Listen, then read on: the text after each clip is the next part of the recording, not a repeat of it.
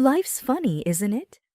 One minute you're on top of the world, the next it's crumbling beneath your feet. But let's not get ahead of ourselves. This story begins in the warm glow of happiness. My name's Emily, and not too long ago, my biggest problem was deciding what to cook for dinner or what movie to watch on a lazy Sunday afternoon. James and I met in what you might call the old-fashioned way, at a mutual friend's barbecue. He was the guy flipping burgers and telling stories, making everyone laugh. I remember thinking, who is this guy with his easy smile and a way of looking at me like I was the only one there? It didn't take long for us to become an us.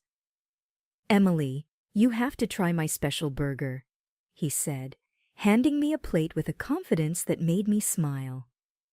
"It's got a secret sauce that'll change your life." I laughed, rolling my eyes. "Change my life, huh? That's a pretty big claim for a burger, but I'll admit it was a darn good burger. Maybe not life-changing, but it definitely made that day memorable." Not long after, James met Grandma. She was everything to me, the one who raised me when my own parents couldn't. The way he talked to her with respect and a bit of playful banter won her over in a heartbeat. "I like him," she whispered to me. "He's genuine, and he's got kind eyes. You hold on to this one, Emily." And hold on. I did. We got married in a small ceremony, just family and close friends. The house I moved into was full of memories, echoing with laughter from a time when my parents were still alive. James and I started filling it with new memories of our own, and it felt like life was just right. I got pregnant about a year into the marriage. When I told James, the look on his face was something I thought I'd remember forever. With warmth in my heart, his joy seemed to match mine, filling up the room until it was almost bursting. "We're going to have a baby, Em," he said, lifting me up and spinning me around. "Can you believe it?" I whispered back. "I can, because it's happening with you." They say bad news never has good timing. The day I lost Grandma was a cold slap of reality, a reminder that life doesn't play fair. Grandma was more than family. She was my confidant, my cheerleader, my safe place. Losing her felt like being adrift at sea without a compass. I remember sitting on the sofa, a cup of tea growing cold in my hands, numb. James came to me, his face a mask of concern. "Em, talk to me," he urged, his voice gentle. "What's there to talk about?" I muttered, staring at the tea, watching as it lost its steam, its warmth, its life, kind of like how I felt inside. "We'll get through this together. You're not alone," he said, wrapping an arm around my shoulder. But his words meant to comfort felt distant, like a radio playing softly in the background. Familiar yet easy to tune out. Then, as if I hadn't already been robbed of enough, our baby slipped away before I ever got to hold them, to tell them how much I loved them, to promise them the world. The miscarriage was like a physical blow, one that knocked the wind out of me and left me gasping for air, for answers, for comfort that wouldn't come. James was there, yes, always there, but somehow not really. "Emily, we can try for another baby when you're ready," he said one night as we lay in the darkness, his voice void of the pain I felt.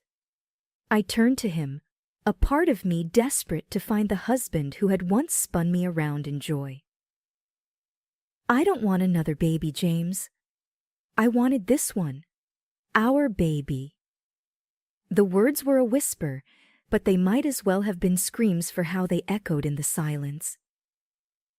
"We'll make it through this," he said, but his assurance sounded hollow, like a promise made out of obligation rather than desire.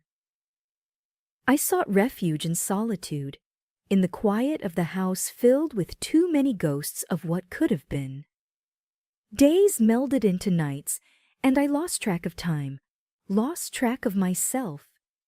James tried in his way. "Let's go out, see people. It might help," he suggested one day, his hand resting lightly on the back of the chair I was slumped in. I shook my head, my eyes fixed on a crack in the wall, a blemish I hadn't noticed before. "I can't face the world, James. Not yet. The world is where the pain is, Emily." "Staying cooped up in here won't change what happened," he pressed. But I barely heard him. How could I tell him that the world outside these walls reminded me of everything I had lost? Every street corner, every shop window, every smiling face was a reminder of a happiness that felt like it had been stolen from me. The funeral was a blur. People came, they said things, they left. I nodded, I shook hands, I accepted condolences, but nothing got through. I was in a bubble, watching life happen around me, a life I no longer felt a part of. James was there, of course, but his presence felt more like a shadow than a source of warmth. "You're so strong, Emily," he told me after the service, his hand finding mine. I wanted to pull away, to scream that I wasn't strong, that I was broken. Instead, I just nodded. What was the point in correcting him? The truth seemed too heavy to share, even with him. As days turned into weeks, I felt James pulling away. Maybe he was tired of dealing with someone who seemed to have given up on life. Maybe he just didn't know how to help me. Maybe he needed an escape from the suffocating sadness that had enveloped our home.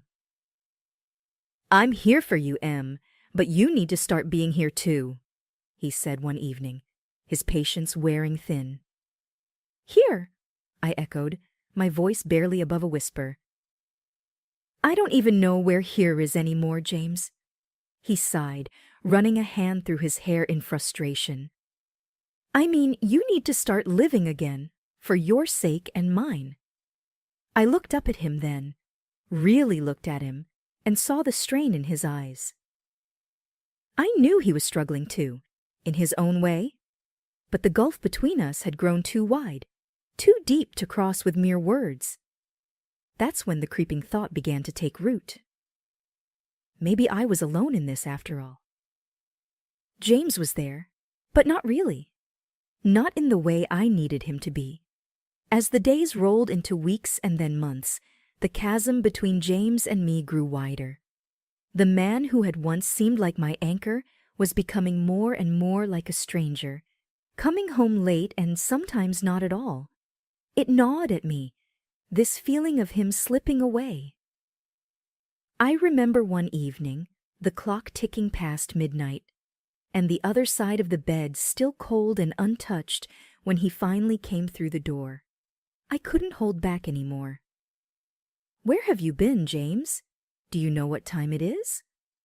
My voice was shaky but firm. He looked tired, his eyes avoiding mine. "Work's been a nightmare, you know how it is." His voice was flat, dismissive. "No, I don't know," I snapped back, "because you never talk to me about it anymore. You never talk to me about anything." He let out a long sigh and began to take off his jacket. "Em, we've been through this. Work is work. It's stressful, and I don't want to burden you with it." "But I want to share that burden, James. I thought that's what we did," I said, the last of my words trailing off into a whisper. He paused and finally sat down on the edge of the bed, looking at me. "I know, and I appreciate it, but you have enough on your plate." "Enough on my plate?" I repeated incredulously. "You mean dealing with the loss and trying to piece myself back together. Do you think ignoring me helps with that?" "That's not what I'm doing," he protested. But even as he said it, it sounded like he didn't believe it himself. "I offered you a divorce, James," I reminded him, my voice breaking a little. I told you that you didn't have to stay with me out of pity or obligation. He looked up sharply at that. Is that what you think this is? Pity? Obligation? There was a hint of the old fire in his voice, a glimmer of the man I knew. Yes, that's what it feels like, I admitted. You're here, but you're not with me. Not really. And it hurts. He ran his hands through his hair, a sure sign he was stressed. I'm trying. I really am. But I can't just switch off from work. It's been really tough. But it's more than work, isn't it? You're away even when you're here.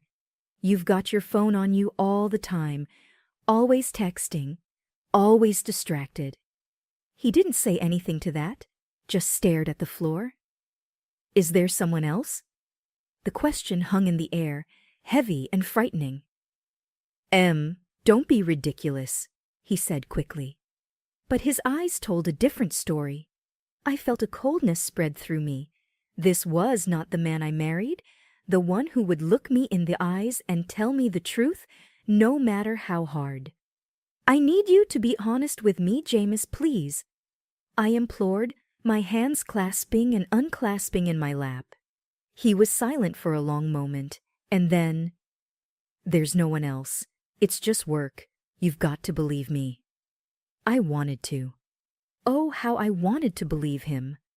But the seed of doubt had been planted, and once that happens, things can never go back to how they were.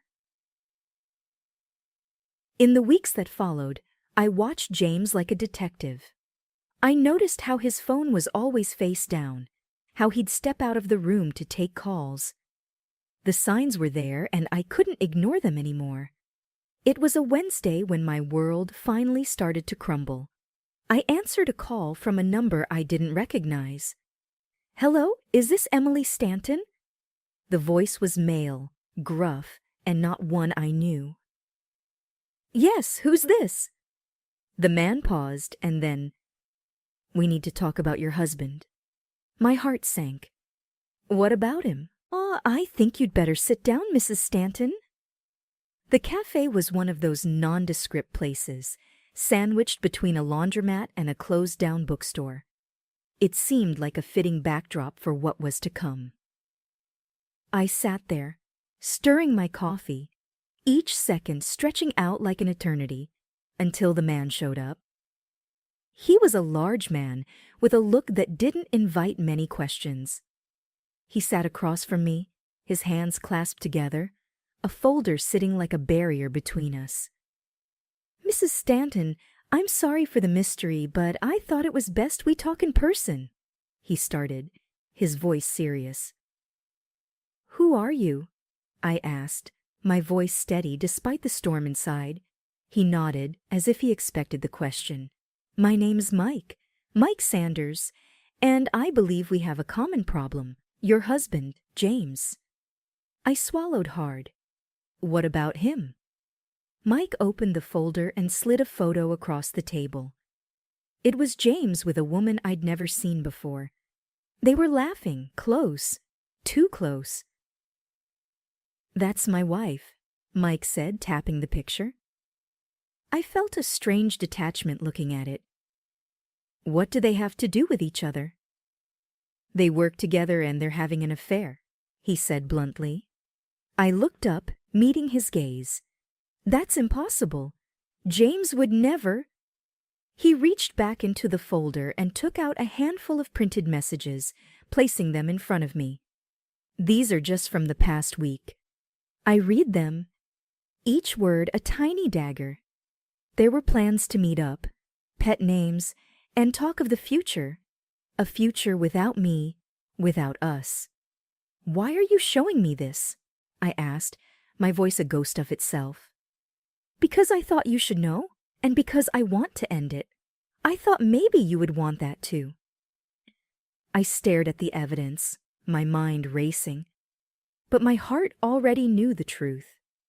He told me he loved me. He promised. He'd never leave. People lie, Mrs. Stanton. And they're good at it, Mike said, his voice bitter. I took a deep breath, trying to steady myself. He was all I had. Mike leaned forward. You got a choice here. You can pretend this never happened, go on with your life. Or you can confront him, make him face what he's done. And what about you? I asked. He sighed, a heavy, weary sound. I'm going to divorce her. She can have him if she wants. I just want out. My hands were shaking as I gathered the papers, folding them with care. I didn't feel... I began. What are you going to do? Mike asked. The answer surprised even me. I'm going to fight back. Mike nodded. Good. If you need anything, evidence, support, you let me know. Thank you, I said. But as I stood up, I felt anything but thankful. My life as I knew it was over, and it was time for me to figure out what came next. That day, the sun hung low, a glaring eye that seemed to watch over the unfolding scene with indifference. I was waiting on the porch when James's car pulled up. His step was light, too light for a man coming home to a crumbling marriage. He caught the look on my face as he approached. What's with the gloom? He asked casually, as if my scowl was just another part of an ordinary day. I held up one of the photos silently. His eyes flicked to it, and his smile faltered, but only for a second. Oh, that, he chuckled. I see you've met my other woman. I felt a hollow laugh bubble up from my throat. Is that all you can say? Oh, that. He folded his arms and leaned against the porch railing. What do you want me to say? That I'm sorry? That it was a mistake? Because it wasn't. I'm not sorry, and it was no mistake. Why, James? I demanded, my hands clenching the photo so tight the edges crumpled. He laughed, a cold, heartless sound. You were convenient, you know. A nice house, a decent bit of savings. And when your grandmother passed, well, that was just icing on the cake. I recoiled as if he'd struck me. You think my grandmother's death was a financial gain? Why else would I stick around? He shrugged, especially after, you know. He paused, eyeing me with a cruelty I hadn't seen before. After the kid. I shook my head in disbelief. And you hoped what? That I'd off myself in grief? Would have made things simpler, he quipped. His words were like acid, burning through the last vestiges of the life I thought I knew. You're vile, I hissed. You always were. Too sensitive, too stupid to see what was right in front of you. You thought I would end my life? I asked, the reality of his betrayal sinking in, a cold weight in my stomach. It would have been a win-win. You'd escape your pathetic little life, and I'd be free with a nice little nest egg. His grin was the ugliest thing I'd ever seen. I couldn't hold back the tears, but I was damned if I'd let him see them fall. And now, what's your grand plan? I managed to say, my voice surprisingly even. Now? He laughed again, stepping closer. Now, I guess I'll have to settle for a divorce. You'll probably screw me over on that, won't you? Drag it out. Make me suffer. You don't deserve quick and easy, he sneered. You're an ugly, stupid woman. You know that? I don't know what I was thinking, marrying you. I looked at him, really looked at him, and I felt something shift inside me. The man I had loved was a ghost, a fiction. In his place stood a stranger with a heart full of venom. Get off my porch, James, I said quietly. He smirked, taking a step back. Gladly. This place was never really my style anyway. The courthouse was a place where I thought I'd celebrate our milestones. Instead, I walked up its steps to dissolve the very foundation of my marriage. Mike was right beside me, his presence a silent support. I had the papers in my hand, feeling the weight of every word that testified against James. Mike carried his own set of damning evidence, a mirror to my betrayal. Our steps echoed in the empty hallway, a march towards a verdict we both needed. Inside the courtroom, the air was stale, heavy with the burden of judgments past. James and his mistress, Mike's wife, were already there, a tableau of guilt. "Mrs. Stanton," the clerk called out. I stepped forward, handing over the sheath of papers that detailed every misstep of my husband's affair. The judge surveyed the room, his gaze lingering on me, then on Mike. "You have evidence to present?" he asked, turning to James and his co-defendant. Their answers were a soft murmur of legal ease, no contest. The judge took his time reviewing the evidence, his expression unreadable. Then finally he spoke, his voice the gavel that shattered the last tie between James and me.